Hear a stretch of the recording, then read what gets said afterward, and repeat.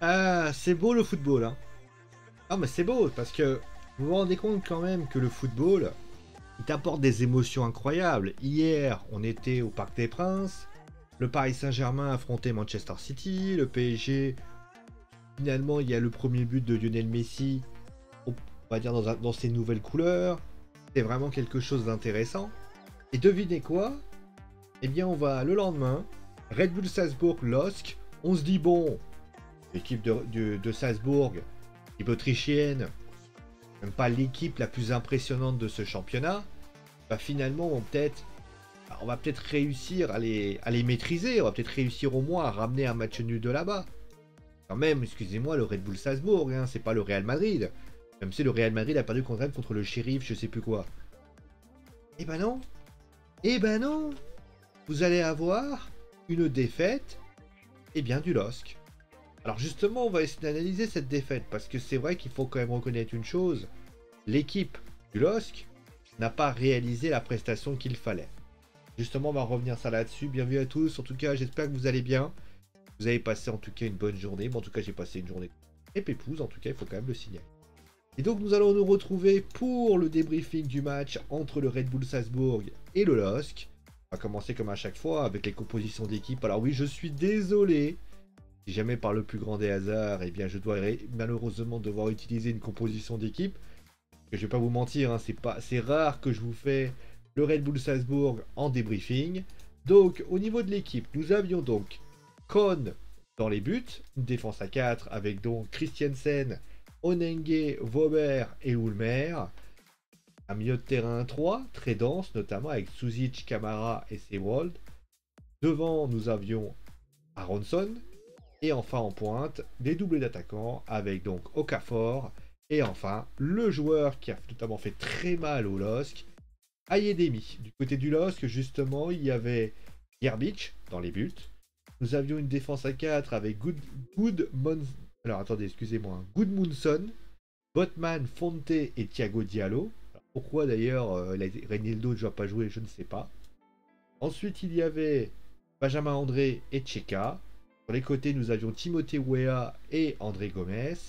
Et enfin donc, devant, nous avions Burak Yılmaz et Jonathan David. Voilà.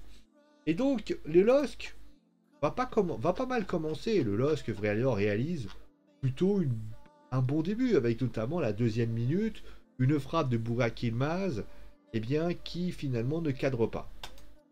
Et puis, Jonathan David, à la 11e minute, décale Timothée Weah, qui centre très fort par Burak Yılmaz, mais c'est Ogane, pardon, qui réussit à éviter de justesse. Et puis finalement, il va se passer que ça, parce qu'à la 12e minute, Suzic eh bien, remet en retrait pour Okafor, qui cadre, mais c'est Gerbic qui récupère. Aronson eh bien, donne le ballon pour Adeyemi, qui élimine Sven Botman et qui frappe Gerbic qui détourne. Alors, ensuite, eh bien, nous avons ensuite un Tcheka qui tente un coup franc très très révélateur. Et il va se passer le premier événement de la soirée. Alors, penalty pour Adeyemi. Et justement, on va revenir sur le premier événement de la soirée. Alors, j'ai essayé voilà, de vous proposer des images comme je le fais à chaque fois. Et on va essayer de deviner si justement Sven Botman a le penalty ou pas. Parce que c'est une action, c'est vrai qu'à première vue, cette action, elle est très très litigieuse. Parce qu'on va revenir sur ce qui s'est passé. Donc Benjamin André manque une passe, le loupe complètement. Kamara intercepte, donne le ballon à Aronson, qui accélère, donc qui donne le ballon, qui notamment donne le ballon à Karim, donc à Adeyemi. Et à ce moment-là, il y a un duel. Ce duel, vous le voyez en même temps que vous, Botman, voyant qu'il est trop court, tente un tacle et finalement récupère le ballon. Et là, à ce moment-là, l'arbitre siffle penalty puisque, a priori, il touche le genou d'Adeyemi. Alors, la VAR est têtue. D'ailleurs, l'arbitre d'ailleurs a revisionné les images comme quoi c'était quelque chose qui semblait très très litigieux. Alors, j'ai regardé les images, j'ai observé les images et j'ai voulu savoir justement s'il y avait bien penalty ou non. Et au final, bah, regardez par exemple ce qui s'est passé avec le Marseille contre Lens. Il y avait un penalty et sincèrement, c'était quand même extrêmement généreux dans le sens où il y avait un contact. Moi, je pense que quand on regarde l'action telle que c'est, j'ai essayé en tout cas de vous proposer un maximum d'angles pour vous permettre de vous faire une idée. Alors bien évidemment, ce sont des images fixes, hein, ce ne sont pas des images mobiles, ça n'a pas la même valeur pour certains, mais qu'est-ce qu'on constate? À chaque fois qu'on regarde, alors oui, regardez, on touche le ballon, hein, si on prend la palette, on constate quoi? On constate a fortiori que toujours le ballon est pris. Le ballon, regardez, la jambe d'appui, vous avez la jambe qui est là, et ben elle prend le ballon. Là, force est de constater que le ballon, là ici, et la jambe qui est là, elle prend le ballon. Et là, le ballon est un peu plus loin, mais en théorie, il a pris le ballon. Sauf que, si vous regardez bien, à chaque fois, il est déséquilibré parce que regardez où il tape. Là, ça se voit pas trop, là, clairement. Mais là, regardez, là, ça se voit. Il prend le pied et en fait, il embarque tout sur son passage. Si je prends l'action telle que c'est, ah, on va faire ça. L'action, ça fait ça. Il fait ça en fait. Et forcément, il embarque. Et comme il prend le ballon, mais qu'il embarque l'attaquant, il part du principe que forcément, l'attaquant fait vaciller le truc. Et là, à ce moment-là, il y a deux possibilités. Soit tu considères qu'il n'y a pas penalty parce que clairement il y a le ballon et à ce moment-là l'attaquant peut plus donner. Moi je pense qu'il y a deux choses qui fait qu'il siffle le penalty. Après je donnerai mon avis là-dessus. La première c'est que quand vous le regardez bien, Botman, on va reprendre le terme, Botman il est toujours en retard. Ça veut dire que c'est un penalty de la dernière chance. Prenez par exemple le match entre le LOSC et le Paris Saint-Germain. Kimpembe il fait un retour mais si vous vous souvenez bien, il ne touche pas.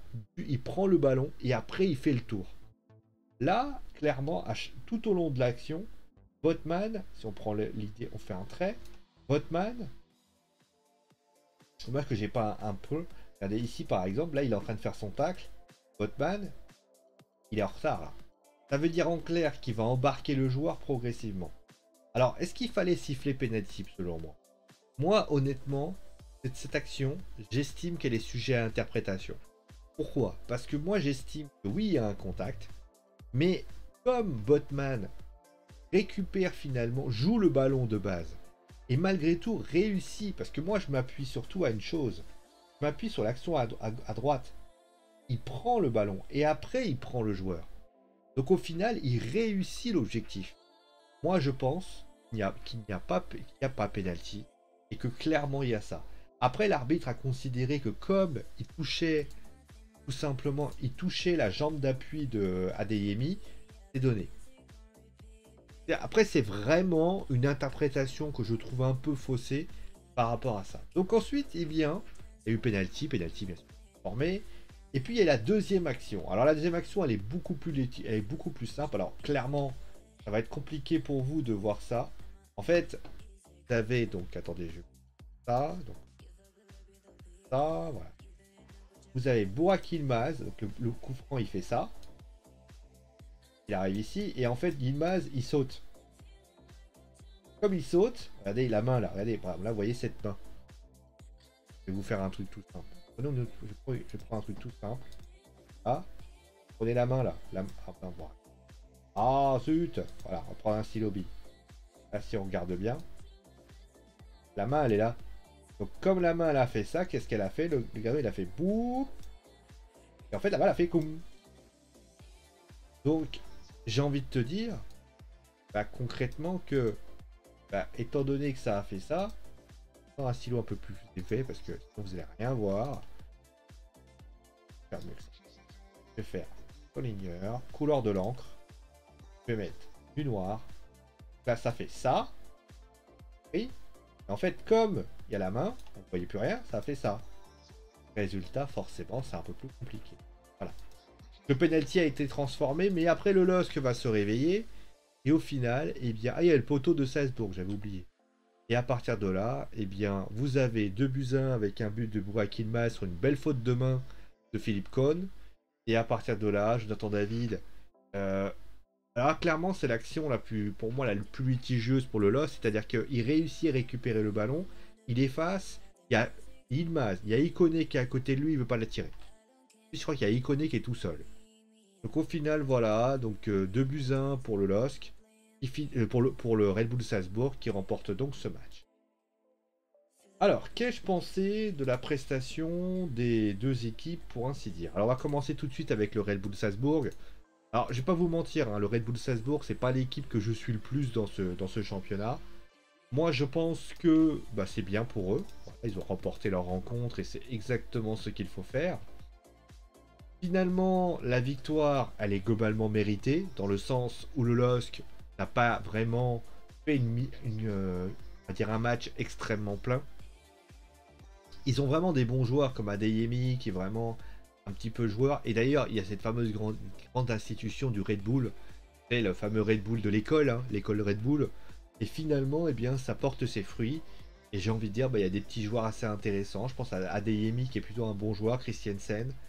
Des petits joueurs comme ça, Ronson, peuvent bien évidemment apporter quelque chose. Du côté du LOSC, bah, on va pas se leurrer, hein, du côté du LOSC. Déjà que alors, défensivement, ça a été compliqué, surtout en première mi-temps. Et puis en deuxième mi-temps, bah, je suis désolé, les mecs, ils arrivent à revenir progressivement. Mais ils n'ont pas, moi de mon point de vue, ils n'ont pas un vrai buteur.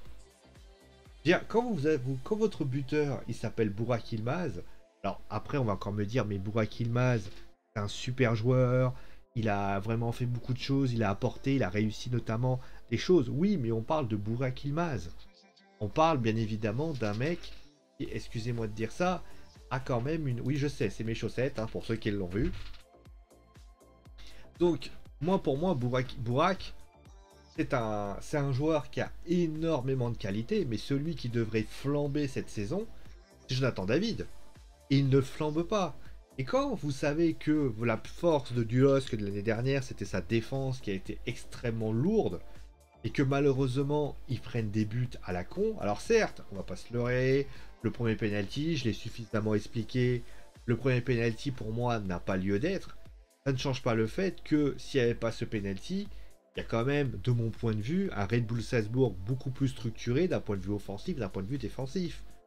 Donc, et finalement, c'est ce petit truc qu'ils avaient l'année dernière qui perdure avec le temps, que malheureusement le LOSC, bah, quand ils ne parviennent pas à marquer, et bah, ils se trouvent dans une situation compliquée, et ça a été dur pour eux, et ça c'est bien dommage. Alors oui, après, il n'y a pas mort d'homme, hein, bien évidemment, surtout que Séville a continué à faire match nul, que Wolfsburg a fait match nul, donc ça peut imaginer quand même que si dans quelques semaines, Lille réussit à gagner contre Séville, ils reviennent à 4 points, et finalement voilà, donc on peut imaginer quelque chose.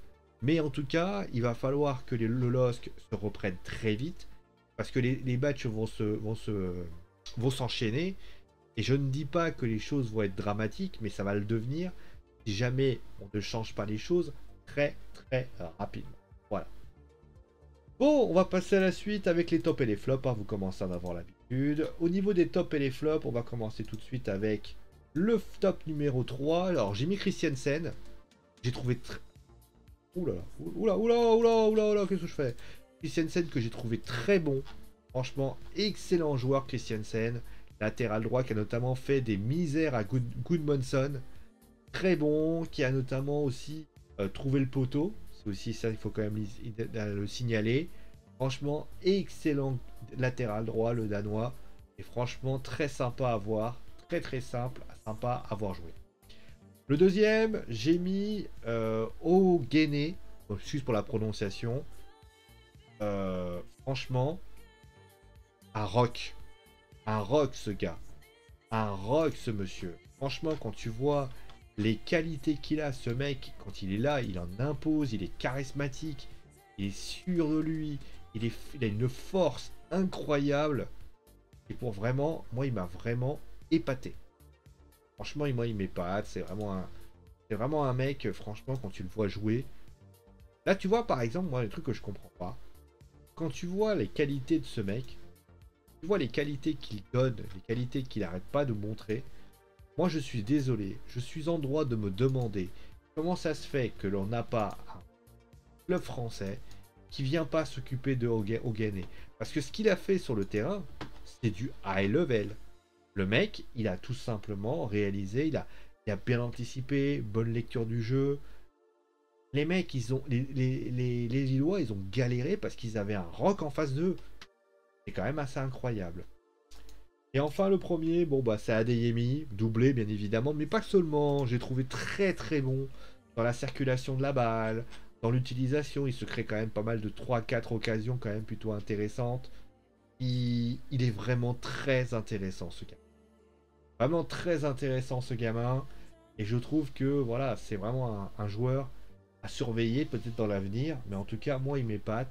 Et j'ai envie de le dire par rapport. Au niveau des flops, bon, ça va pas vous donner une surprise comme quoi c'est que des Lillois, bien évidemment. Ensuite, déjà, Benjamin André. Après, qui représente un petit peu tout ça, c'est-à-dire qu'il c'est lui qui est coupable sur le premier but, sur le deuxième but, c'est pareil. Il est pas bon en première mi-temps, il dégage pas grand-chose.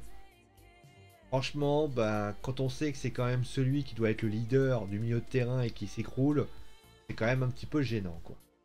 Ensuite, il y a Jonathan David. Bon, bah, clairement, j'ai pas trop envie d'expliquer pourquoi. Hein, je l'ai expliqué lors de la prestation globale. À partir du moment où il n'est pas capable de pouvoir faire, en plus, il a une action. Il peut réussir à sauver son match. Le mec, prend pas la bonne décision. Pas d'occasion, pas très intéressant. Franchement, bah, un match vraiment à oublier pour Jonathan David. Mais c'est quand même plutôt sa saison avec le LOSC qu'il va falloir qu'il se réveille parce que ça commence à devenir quand même assez compliqué. Et enfin, le numéro 1, c'est Goodmanson. Alors Goodmanson, bah, on va pas se leurrer, hein, c'est que ben, il a le. D'ailleurs, il a une action avec le penalty. Je sais même pas s'il n'y a pas un jaune aussi pour lui. Il fait n'importe quoi. Il fait des choses pas toujours très sympas. Il était en difficulté face notamment à Christiansen. C'est vraiment pas une bonne soirée. Et honnêtement, ça se demandait pourquoi Jocelyn Courvenec s'est appuyé sur lui alors qu'il avait un Renildo. C'est quand même beaucoup plus intéressant que ça. Voilà. Donc c'est finalement voilà mon flop et bon voilà. On va continuer bien sûr comme hier avec les principales rencontres, hein, les résultats. On va commencer tout de suite. Alors il y a eu quelques surprises hein, quand même, faut quand même le signaler. Alors des surprises un peu tristes pour dire les choses. Donc au niveau donc on va commencer tout de suite. Alors l'Atalanta. Alors attendez, je vais vous trouver le ici. L'Atalanta Bergame qui a battu les Young Boys 1-0. C'est bien quand même. Le 4-0 entre le Malmo et donc Zenit Saint-Pétersbourg qui bat Malmo de 4-0. Voilà. La Juve qui est premier donc avec 6 points, Chelsea 3 points, Zenit 3 points. Et parce que oui, la Juve, j'ai pas le résultat, mais la Juve va gagner 1-0 contre Chelsea, hein, pour information. Ensuite, on a donc ça c'est la Ligue des Champions avec donc le Bayern de Munich qui a écrasé le Dynamo Kiev 5-0. Là, c'est la petite bonne nouvelle de la soirée. Wolfsburg qui fait match nul contre Séville. Vous trouvez ça? Et alors là, par contre, on a Manchester United qui a battu Villarreal 2-1. Et alors là, c'est vraiment... C'est là qu'on voit que le Barça est pas bien. Parce que le Barça a quand même perdu 3-0 contre le Benfica. C'est horrible. C'est horrible ce qui se passe du côté du Barça. Franchement, ils ont perdu contre le Bayern. Ça a été une catastrophe ambulante. Là, ce qu'ils ont fait, c'était aussi une catastrophe. Franchement, avec une expulsion d'Eric Garcia. Qu'est-ce que vous voulez que je vous dise? En plus, Eric Garcia, bon, il a été expulsé à la fin, a priori. Mais franchement, ça a été Piqué qui est sorti à la demi-heure. Ça va mal du côté du Barça. Et honnêtement, je me pose vraiment des questions de ce qui pourrait se passer. Parce que, bordel, je ne sais pas. Je ne sais pas ce qu'il faut se dire. Je ne sais pas ce qu'il faut faire. C'est triste ce qui se passe au FC Barcelone. Voilà. Merci à vous tous pour cette émission. Portez-vous bien en tout cas. Si vous avez aimé la vidéo, bien sûr, mettez un pouce bleu. Si vous n'avez pas aimé, n'hésitez pas à dire ce qui va pas. Plaisir de savoir les petits avis de vous tous. D'ailleurs, à me dire aussi si vous pensez qu'il y avait penalty ou non. Abonnez-vous à la chaîne hein, si vous ne l'avez pas fait en mettant la petite cloche, c'est très important. Et enfin, bien évidemment, si vous avez aimé la vidéo, la montrer à vos amis, bah, partagez-la, ça sera toujours un grand plaisir. Allez, prenez soin de vous, amusez-vous bien. C'est mon démo, par ce que j'ai dit. Allez, ciao les amis.